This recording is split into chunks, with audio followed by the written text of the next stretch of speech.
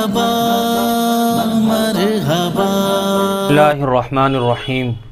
حضور اکرم صلی اللہ علیہ وسلم کی زندگی پوری انسانیت کے لیے بہترین نمونہ ہے۔ خود اللہ تبارک و تعالیٰ نے قرآن مجید میں ارشاد فرمایا ہے لَقَدْ كَانَ لَكُمْ فِي رَسُولِ اللَّهِ أُسْوَةٌ حَسَنَةٌ۔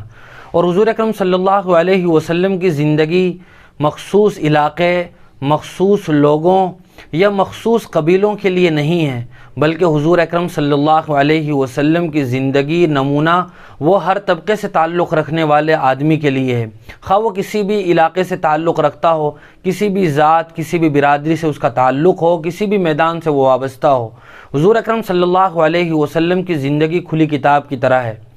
یہ حضور کا بہت بڑا معجزہ ہے کہ حضور صلی اللہ علیہ وسلم نے اپنی زندگی کے بہت ہی مختصر اور 23 سالہ قلیل عرصے میں ساری دنیا کے انسانوں کو وہ بہترین اصول اور رہنما ضوابط عطا فرمائے ہیں کہ جن کو بنیاد بنا کر، جن کو آئیڈیل بنا کر انسان دنیا اور آخرت کی کامیابی و کامرانی حاصل کر سکتا ہے۔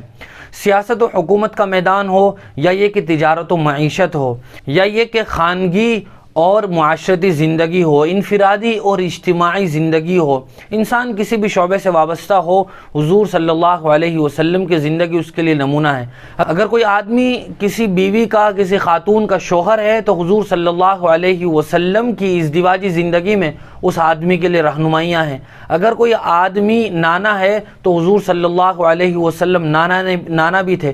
بطور نانا حضور اکرم صلی اللہ علیہ وسلم کے اپنے نواسوں کے ساتھ کتنے اچھے تعلقات تھے، محبت کا کتنا زبردست رشتہ تھا، اس میں اس آدمی کے لیے رہنمائی ہے۔ اگر کوئی آدمی حکومت و سیاست سے وابستہ ہے تو حضور صلی اللہ علیہ وسلم نے اپنی سیاست کے ذریعے سے جو دنیا والوں کو اور سیاستدانوں کو سیاست کرنے کے اصول و ضوابط عطا فرمائے، ان کے لیے اس میں رہنمائیاں ہیں۔ اگر کوئی آدمی بچوں کا باپ ہے تو حضور اکرم صلی اللہ علیہ وسلم بھی باپ تھے۔ آپ نے بطور باپ اپنی اولاد کے ساتھ کیسا تعلق رکھا، ان کی کیسی تربیت فرمائی، کیسی نگہداشت فرمائی، اس میں اس آدمی کے لیے بہترین رہنمائی کا سامان موجود ہے۔ اسی طرح حضور اکرم صلی اللہ علیہ وسلم نے طبی اور میڈیکلی لائن کو بھی خالی نہیں چھوڑا ہے، بلکہ میڈیکل سے متعلق آپ کے فرامین بھی ہیں، اور آپ صلی اللہ علیہ وسلم کی زندگی میں عملی تجربات بھی ہیں۔ حضور اکرم صلی اللہ علیہ وسلم نے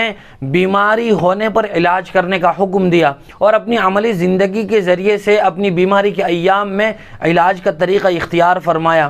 بہت سارے حضور اکرم صلی اللہ علیہ وسلم نے ایسے علاج لوگوں کے لیے تجویز فرمائے ہیں جن میں سنت کا ثواب بھی ہے اور بہترین علاج بھی ہے۔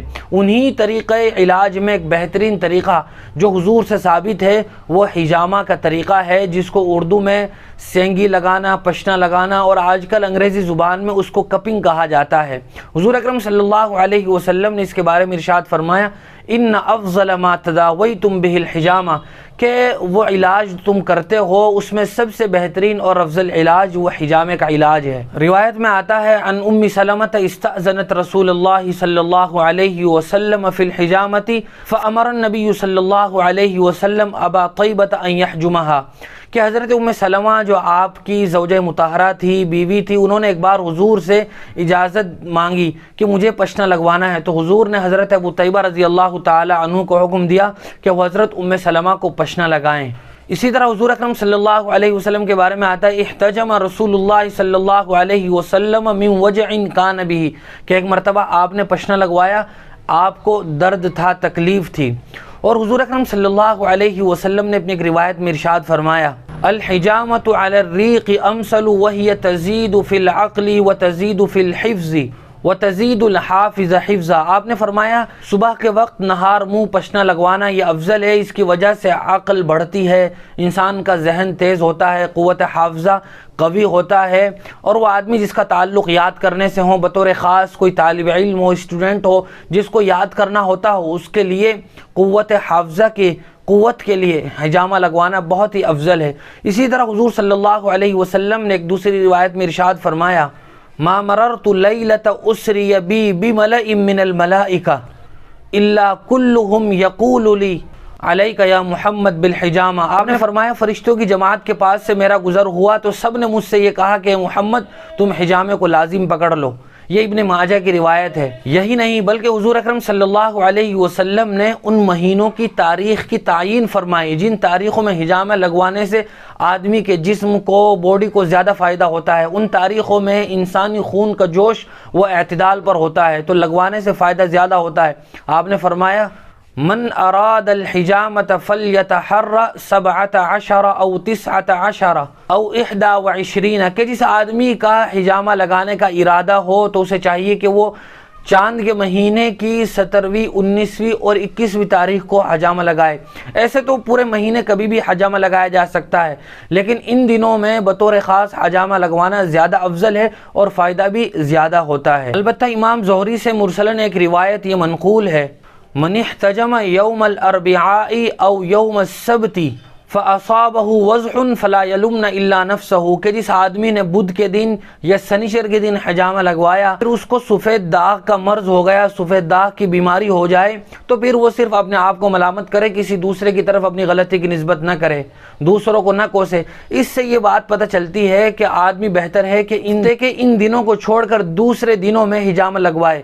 لیکن اگر مہینے کی 17ویں، 19ویں یا 21ویں تاریخ انہی دنوں میں آ جائے، یعنی بدھ کے دن آ جائے یا یہ کہ سنیچر کے دن آ جائے، تو پھر لگوا سکتا ہے، کوئی حرج نہیں ہے۔ حجامہ لگوانا اور کپنگ کرانا جہاں ایک طرف علاج ہے وہیں سنت بھی ہے۔ اگر آدمی کو کوئی تکلیف نہ بھی ہو تو آدمی زندگی میں اگر سنت کی نیت سے حجامہ لگواتا ہے تو بھی باعث ثواب ہے اور انسانی جسم کو بھی اس سے بہت سارے فوائد حاصل ہوتے ہیں۔ اسی طرح حجامے سے متعلق 2-3 فقہی مسائل بھی ہیں۔ نمبر 1، اگر کوئی آدمی حجامہ لگاتا ہے، کپنگ کراتا ہے تو اس کی وجہ سے صرف وضو ٹوٹتا ہے، غسل واجب نہیں ہوتا ہے۔ اسی طرح اگر کوئی آدمی رمضان میں روزے کی حالت میں کپنگ کراتا ہے تو اگر آدمی کو ایسا لگتا ہے کہ جو خون نکلے گا اس کی وجہ سے میرے اندر کمزوری آ جائے گی اور روزہ رکھنا میرے لیے مشکل ہو جائے گا، تو پھر ایسا آدمی کے لیے کپنگ کرانا، حجامہ کرانا یہ مکروہ ہے۔ اگر آدمی کو اپنے اوپر اطمینان ہے، یقین ہے کہ روزے کی حالت میں بھی اگر میں کپنگ کراتا ہوں جس کی وجہ سے خون نکلتا ہے تو کوئی کمزوری نہیں آئے گی، تو پھر اس سے روزہ نہیں ٹوٹتا ہے، حجامہ بالکل کرا سکتے ہیں۔ یہ مختصر تذکرہ تھا حجامہ لگانے کا۔ اللہ تعالی ہم سب کو صحیح سمجھ نصیب فرمائے اور سنت رسول صلی اللہ علیہ وسلم سے محبت اور تعلق نصیب فرمائے۔ اقول قولی ھذا استغفر اللہ لی ولکم وآخر دعوانا الحمد للہ رب العالمین۔